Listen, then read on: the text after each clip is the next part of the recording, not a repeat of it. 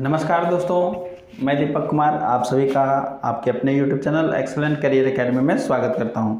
दोस्तों, आज इस वीडियो में हम लोग जनरल साइंस के क्वेश्चन को देखेंगे और ये सभी एग्ज़ाम्स जिसमें जनरल साइंस के क्वेश्चन पूछे जाते हैं सभी के लिए हेल्पफुल होगा।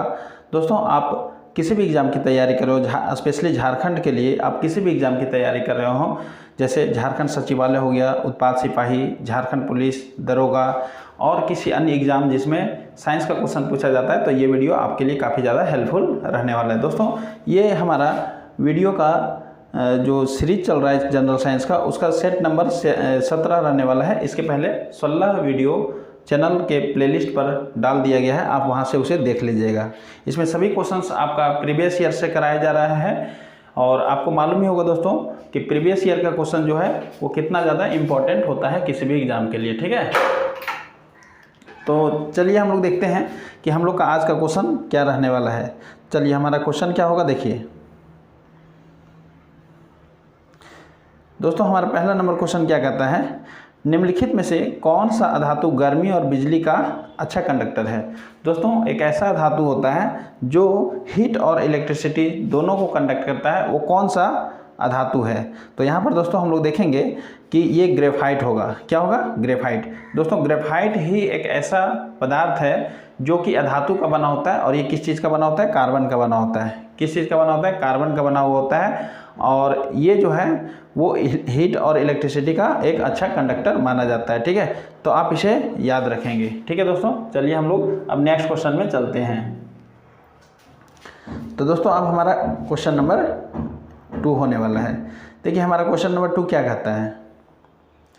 क्वेश्चन नंबर 2 कहता है, विकिरण की उस न्यूनतम आवृत्ति को क्या कहते हैं जो एक फोटो इलेक्ट्रिक प्रभाव को उत्पन्न करती है। तो दोस्तों, इसका राइट आंसर क्या होगा? फोटो इलेक्ट्रिक प्रभाव को उत्पन्न करने के लायक जो आवृत्ति यानी फ्रीक्वेंसी होता है उसे हम लोग क्या कहते हैं? उसे हम लोग बोल सकते हैं दोस्तों थ्रेशोल्ड फ्रीक्वेंसी। क्या बोल सकते हैं? Threshold frequency.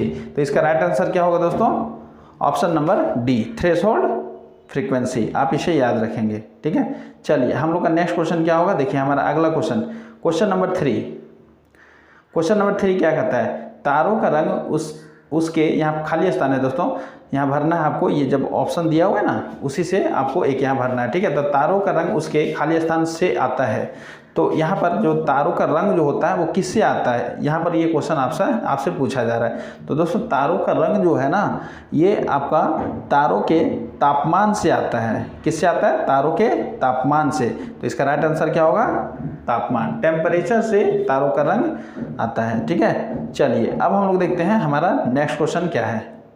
तो दोस्तों, हमारा क्वेश्चन नंबर 4 क्या कहता है, वेंट्रिकुलर, और यहाँ पर खाली स्थान दे दिया, यानी कि आपको ऑप्शन से यहाँ पर भरना है कि क्या यहाँ पर हो सकता है। ठीक है, तो यहाँ पर देखिए, वेंट्रिकुलर खाली स्थान के दौरान धमनी के अंदर के रक्त के दबाव को सिस्टोलिक दबाव कहते हैं। तो दोस्तों, हमारे धमनी में जो रक्त का दबाव पड़ता है, तो एक होता है सिस्टोलिक प्रेशर होता है और एक डायस्टोलिक प्रेशर होता है।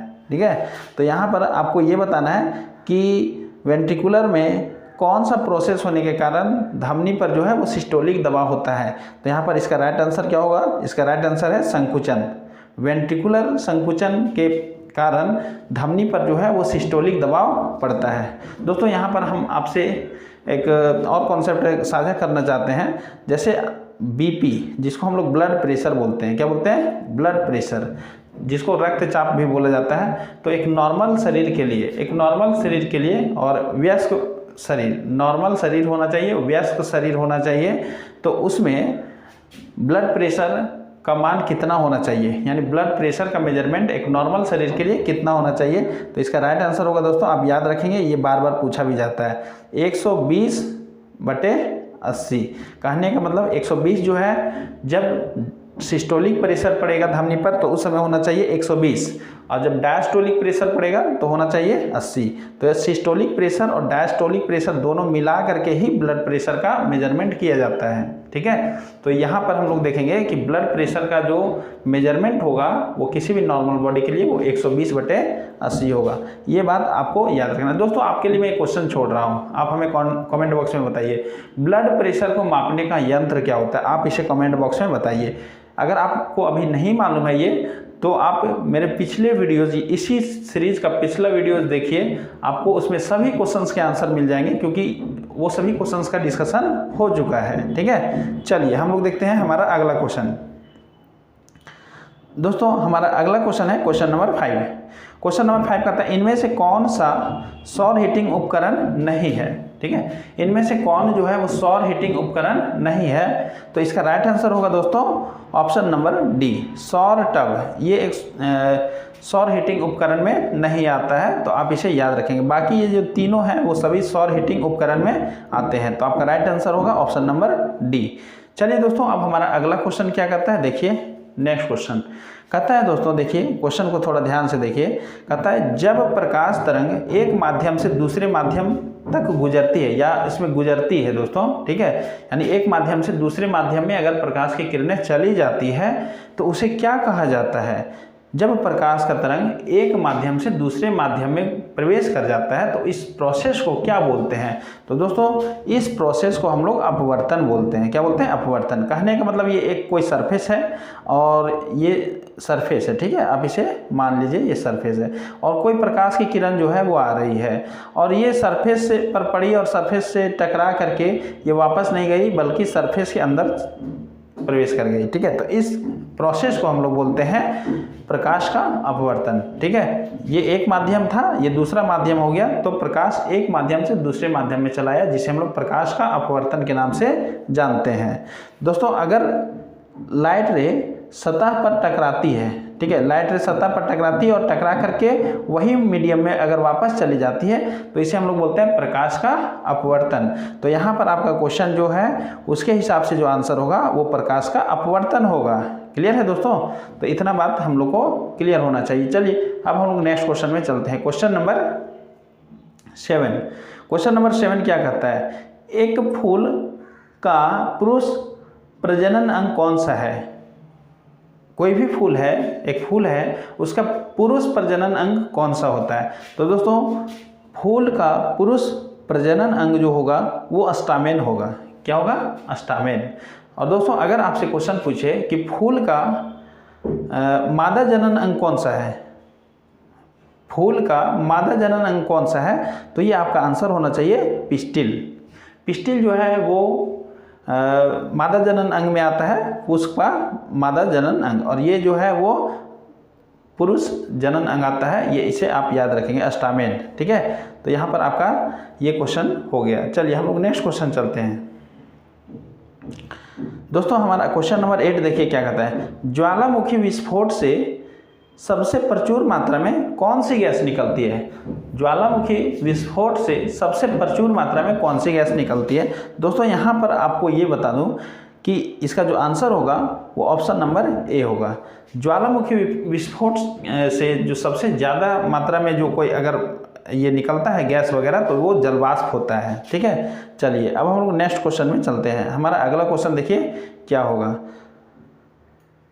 क्वेश्चन नंबर 9, भारत के सबसे बड़े वन कौन से हैं। भारत के सबसे बड़े वन कौन से हैं।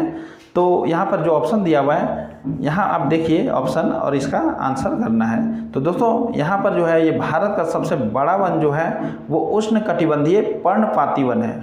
उष्णकटिबंधीय पर्णपाती वन, यानी ऑप्शन नंबर बी जो है वो आपका करेक्ट होगा। ऑप्शन नंबर बी हमारा जो है वो राइट आंसर होगा। चलिए अब हम लोग नेक्स्ट क्वेश्चन में चलते हैं। हमारा क्वेश्चन नंबर 10।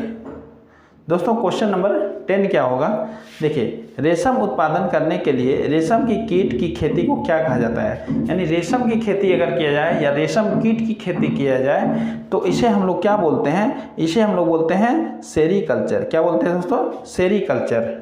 ठीक है दोस्तों, यहाँ पर आप देख सकते हैं ये तो आपका जो आंसर है वो तो हो गया सेरीकल्चर। ऑप्शन नंबर सी एकदम बिल्कुल करेक्ट आंसर है, आप इसे ध्यान में रखेंगे। लेकिन यहाँ पर हम लोग कुछ ऑप्शंस को भी देख लेते हैं। हॉर्टिकल्चर, ठीक है, हॉर्टिकल्चर जो है दोस्तों एक तरह से हम लोग बोल सकते हैं ये बागवानी को हॉर्टिकल्चर के नाम से जाना जाता है।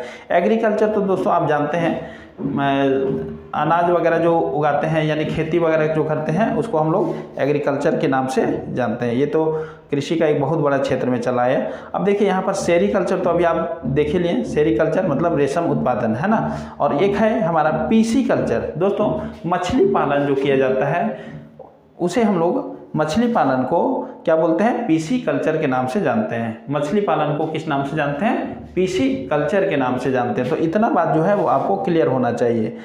चलिए अब हम लोग इस वीडियो में 10 क्वेश्चन जो है वो डिस्कस किए हैं और ये सभी क्वेश्चंस आपके लिए काफ़ी ज़्यादा इम्पॉर्टेंट क्वेश्चन है आपके आने वाले एग्जाम के लिए।